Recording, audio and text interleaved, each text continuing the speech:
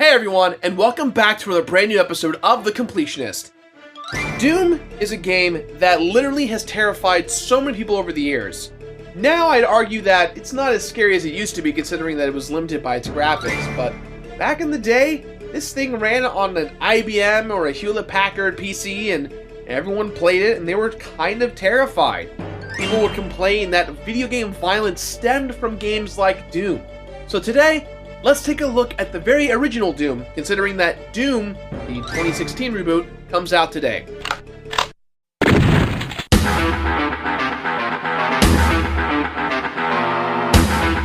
The things that video games get away with nowadays is pretty damn crazy. We often take the hyper-realism and hyper-violence in our favorite games for granted, but things weren't always so explicit. Not that long ago, games were primarily thought of as kids stuff, and if adult themes and content did sneak their way into games, they were hardly recognizable thanks to the less than impressive graphic capabilities at the time. But the first-person shooter genre, which has existed in some way, shape, or form since the 70s, has always offered a bit more immersion and realism with its first-person perspective. But it was like you were in the game, man. Whoa, nice graphics! But FPSs didn't really gain massive popularity until the release of Wolfenstein 3D in 1992 from developer id Software. Apparently players loved shooting Nazis, and with their newfound notoriety, the guys at id wanted to create another shooter that, according to them, would be Wolfenstein times a million. That's a scary amount of Nazis, my friends. But as fate would have it, their new title had less to do with fascists and more to do with futuristic technology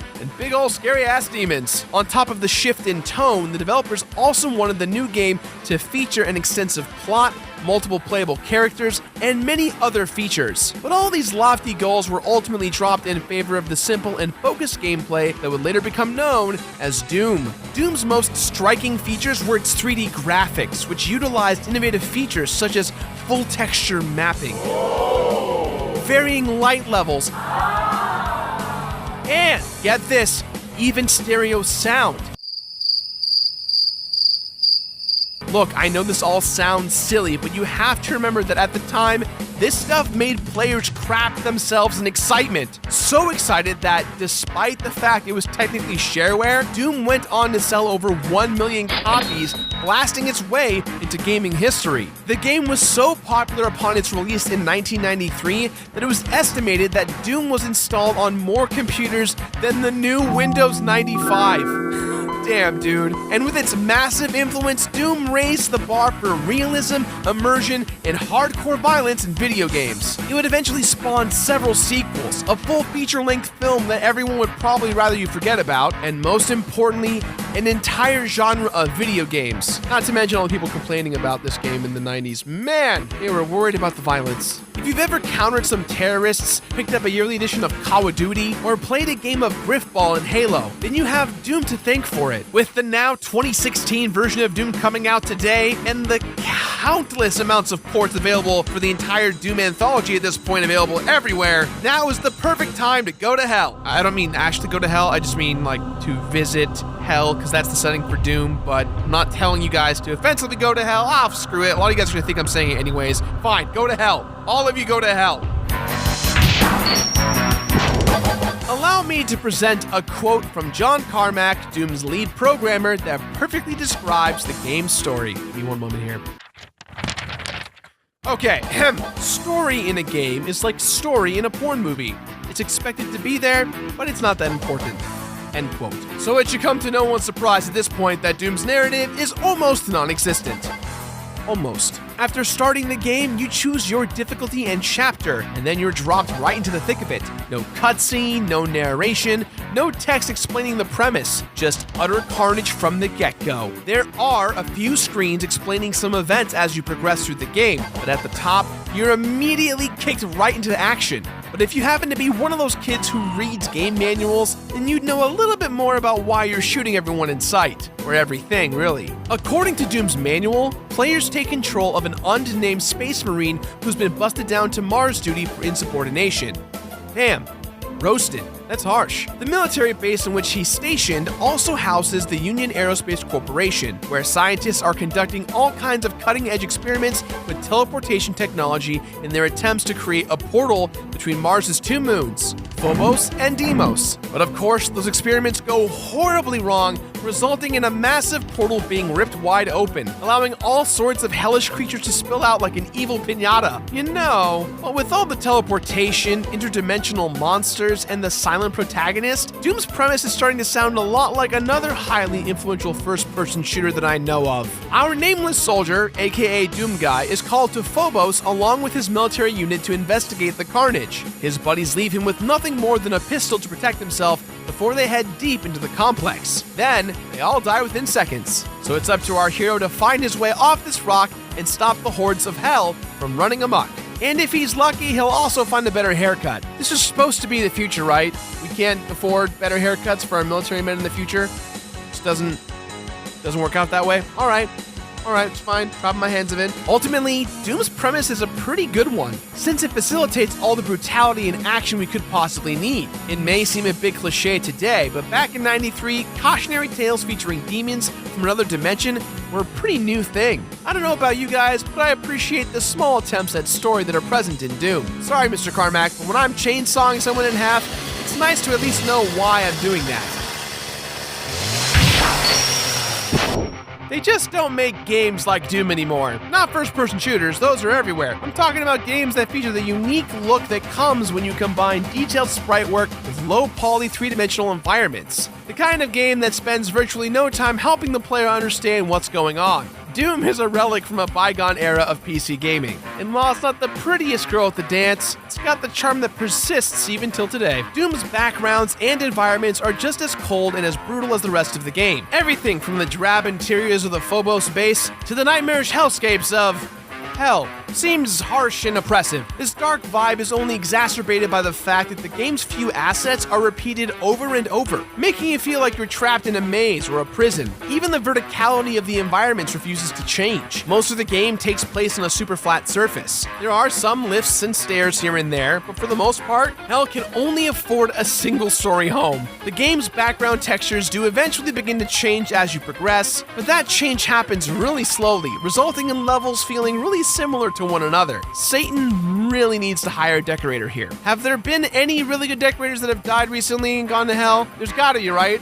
Martha Stewart, is she okay? She's alive. I'm sorry, I know she went to prison, and then she got out, and then she made a book, and now she got a show. I figure she'd be in hell by now. Martha Stewart, let's go. Pay-per-view, let's go. UFC 201, Completionist versus Stewart.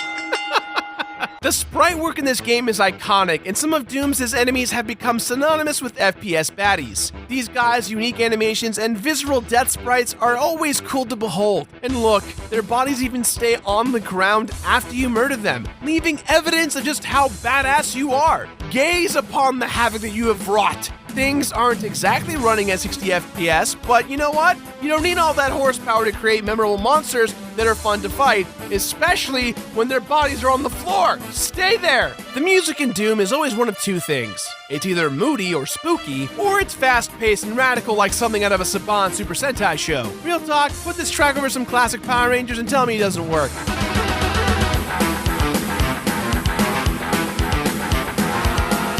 Both types of musics kind of work, since there are a few moments in the game that genuinely are creepy, and many moments that are filled with fast-paced action. But no matter what kind of music Doom is hitting you with, you can bet it'll be super midified. It sounds like someone is pouring their soul into a Casio keyboard. There's actually a wide selection of tracks in this game, but you may not notice it since it all uses the exact same MIDI instruments every time. Doom Guy may not be much of a talker, but all the enemies never stop grunting and snorting at you, which is kind of a good thing, thanks to stereo sound. You can often hear just where your foes are before you even see them. The same goes for the energy blasts that enemies fire at you. All of the game's sound effects sound pretty good, but just like the backgrounds, there aren't that many different samples. So prepare to hear some of the same things over and over and over again. There's virtually no subtlety to Doom. Everything is just as over the top as it appears. It's so immediate and unrelenting that it can often be a bit overwhelming. It's like one of those haunted mazes at amusement parks. You're willing to go inside to purposefully stress yourself out. And it's kind of what Doom is all about. An assault in all the senses that's kind of cool when you're ready for it.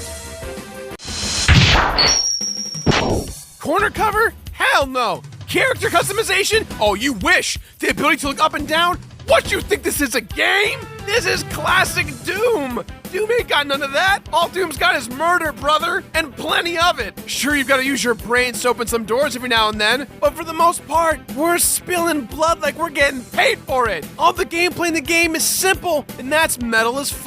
There are 4 different chapters or episodes in Doom, with each one of those containing lots of levels. Each level requires you to reach a destination somewhere on the map in one piece, which is easier said than done, you know, due to Satan's little helpers harassing you all the time. At the end of each level, there's a nifty little screen that details how much time you took, what percentage of your enemies you managed to slaughter, and how many secrets and items you found. Doom's shooting feels remarkably smooth, which makes it easy to see how so many people back in the day became addicted to Doom's gameplay. But it has to be said, not being able to look up or down is pretty weird, man. It's like being a dog. What? Dogs can't look up, dude. Says who? Gung Ho Al. Just get back to the review. All right, but you get used to the weirdness pretty fast. Plus, even though there are plenty of instances where your enemies are elevated above you, as long as you line up shots with them, you'll hit your mark. That's some magic bullet stuff right there. The same thing seems to apply for the distance too. Any shotgun that can ace a dude in a single shot from a sniper's distance is a special shotgun that you take home to your mom. Mom, look at my gun. It's tight. I don't care if I'm 12, Mom. Your character's movement feels responsive and actually pretty quick. If Doom Guy ever gets tired of being a space marine, he can nab a career as a wide receiver no problem, because he just moves through the game's corridors. This quick movement speed is just another aspect of the game that keeps Doom from feeling too much like a horror game, and more like an arcadey action shooter that it is. And even though Doom Guy starts out with a measly pistol, he ups his arsenal pretty quickly. In addition to the aforementioned shotgun, you also get access to a chainsaw, a rocket launcher, and some brutal-ass spiked knuckles. God, yes, it's so damn hardcore. So you're from hell? Welcome to Earth. Mars? Whatever. Get wrecked. I'm Will Smith. Welcome to Earth. That's what I call a close encounter. I can't talk about weapons in Doom without mentioning the BFG 9000. What does BFG stand for? Well, I'm glad you asked. Hold on one second, hold on. This is the one time in the show we're gonna uncensor the F word. You ready? It stands for this. It stands for big fucking gun, and that's exactly what it is. Censor goes on now, thank you. Once you find this thing in the late game, you can liquefy entire waves of bad guys with a single shot of its purifying green light of badassery. But in order to power your BFG and your other weapons, you're gonna need to regularly pick up ammo, which is scattered all over the game's floors. You'll be getting damaged a lot in this game too, so keep an eye out for items that replenish your health and armor. You gotta stay in the best shape possible if you want to fight some demons. The enemies in the game range from freaky to what in the god name is that? The lineup includes some of the FPS genre's most infamous foes, such as imps, who can swipe at you in close range or fire energy balls from a distance, cacodemons, which are hovering monstrosities that deal massive damage with their fireballs, and barons of hell, who look a little bit like Tim Curry from Legend. Their designs are awesome, and they all require strategies that are just unique enough to keep things from getting boring. As much as you might love your shotgun, it might not be the best tool for the job, depending on which of these dudes you're facing. Doom doesn't actually have that many bosses. In fact, it only throws bosses at you at the very end of some of its chapters. So since they're kind of rare, we'll save it for the spoiler-filled section in just a bit. Doom is so fast-paced and chock full of hairy-chested action that I almost feel like I should be pumping quarters into my console when I play it. It feels that much like an arcade title. It's more than a throwback to the early first-person shooters. It's a throwback to a style of play that we haven't seen from games in a while. The style that prioritizes delivering the most thrills per minute over anything else. Just look at this carnage. Woo! Boom, baby, go, eat it. Go back to hell. You go back to where you came from. You stay there. Roar! We have gotta move on! All right, but dogs can look up. I looked it up on Google. Wikipedia says otherwise. I know. Don't tell me they can't look up. Wikipedia says otherwise. I know. Don't tell me they can't look up.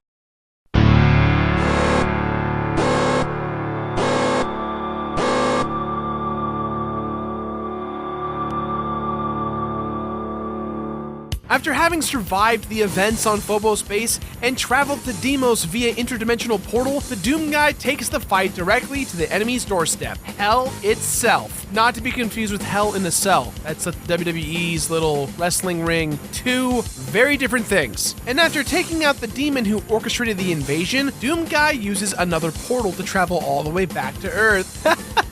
Get it? Yeah.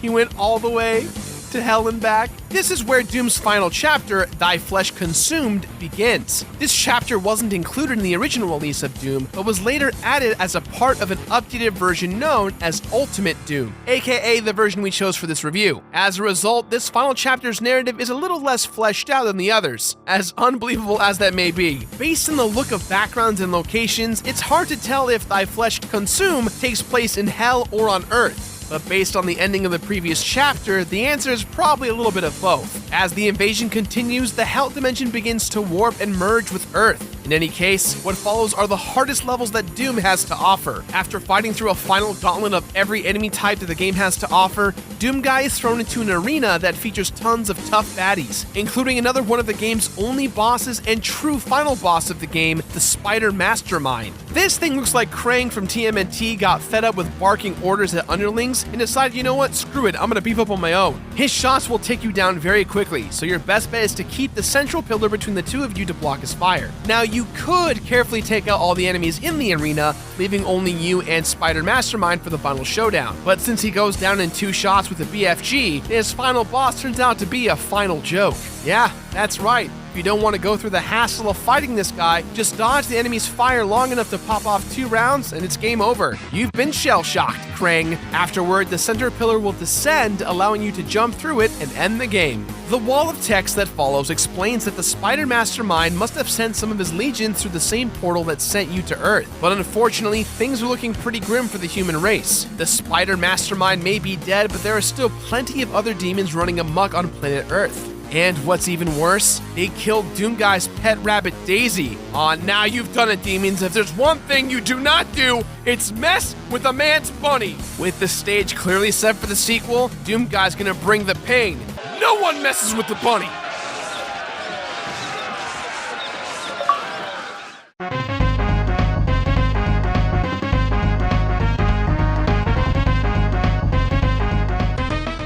Now, Doom doesn't really have much going on in the unlockables department, but it does have lots of fun hidden secrets that you can hunt down. Every level has secret areas, rooms, and lifts that you can access by interacting with certain walls or finding certain entrances. They're definitely worth your time since they hold power-ups, ammo, shortcuts, and other goodies that will help you murder more efficiently. But while some of these secret areas are cleverly hidden, most of them are hidden behind walls that you'd never have any reason to believe are hiding secrets. No discoloration, no lighting hints, nothing. Finding them all without a guide would mean interacting with every single wall in the game and hoping to get lucky. So if you're trying to go for 100% rating, do yourself a favor and follow a guide. Trust me. Each of Doom's chapters also contains a secret level that can be accessed by finding a hidden exit in one of the secret areas in that chapter's levels. These are neat little secrets that actually give us more of the bloody action we all love. Good stuff. Unfortunately, Ultimate Doom, let alone Doom, doesn't really track your completion status, so beating the game 100% on the hardest setting is pretty damn impossible, and doing so does nothing for you. Damn you, Doom Guy! Damn you, Carmack! Damn you, Cypher! Buckle your seatbelt, Dorothy,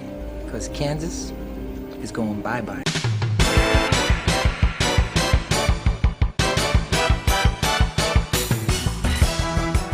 Doom isn't complicated at all, and if you're following a guide, even its secrets are a cakewalk, but things start getting really hairy when you play its harder difficulties. Hurt Me Plenty and Ultraviolence aren't even that bad, but Nightmare is exactly what it sounds like. In Doom, there are things like God Mode and unlimited ammo, but none of those actually work and can be applied to Nightmare Mode. It's not even that it makes the enemies unbeatable, and Doom Guy is made of paper. All of the damage values are exactly the same. What's awful about Nightmare Mode is that the enemies move way faster than normal, and they respawn constantly with dead aim precision. In the other difficulties, you could find comfort in knowing that as long as you cleared out a room, you were momentarily safe. But safety doesn't exist in Nightmare Mode, only pain and suffering. Since the item placements are different, and the fact that time isn't on your side, beating this mode requires you to develop entirely new strategies. And even though you get double the ammo in Nightmare Mode, I still found myself dying and dying and dying all the time. The bad guys,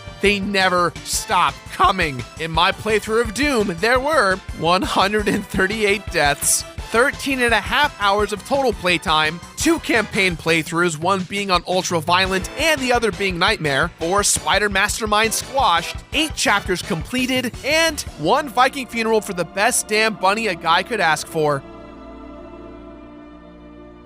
Doom is a thrill ride, so anything that stops the thrills impedes the experience. Looking things up in a guide, whether that be to find the locations of secrets or to learn the most efficient nightmare mode strategies, isn't exactly appealing or exciting. If you're absolutely compelled to complete the game 100%, then by all means use a guide, but I wouldn't recommend even touching nightmare mode. However, if you're satisfied with just having a blast and shooting demons, then Doom definitely has a lot to offer. Just don't let your little brother or sister play this game. Granted, they probably have seen worse, and on TV or in movies. I don't know. The Doom argument is still kind of up in the air, but you'll walk away having some fun at the very least. Doom, or in this case Ultimate Doom, is a pretty good game. I'd say that it hasn't aged as well as I'd like it to have. You know, last time I played it, I must have been 4 or 5. Shame on my parents. Guys, come on. I'd say that for us older folk, we're going to enjoy the game for what it is. A nice throwback to what it used to be for us when we were kids playing FPSs, let alone scary space FPSs. But suffice to say, if you're a completionist, this game is not really worth completing. Unless you like things like God Mode and all that fun stuff. So, with that in mind, guys, I give this game my completionist rating of Finna Play It. Finna Play It! That's all time we have for today, guys, so please, as always, let us know what you thought about today's episode somewhere on the internet. Question of the day, what is your favorite FPS when you were a kid and you weren't supposed to be playing FPSs? Your parents know.